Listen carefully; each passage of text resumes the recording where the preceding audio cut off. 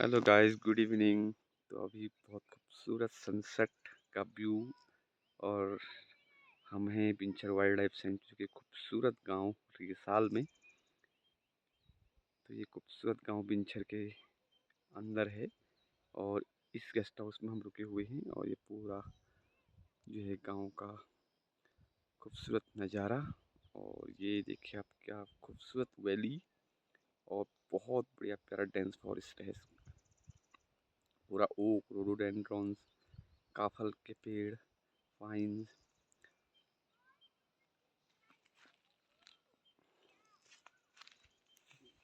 तो अभी सब लोग जो है सनसेट व्यू का एंजॉय ले रहे हैं। यहाँ से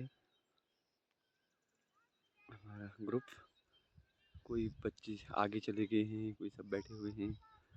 तो बिंचर वाइल्ड लाइफ सेंचुरी के खूबसूरत गांव में आइए और अपना टाइम एक्सपेंड कीजिए यहाँ पर। Thank you so much.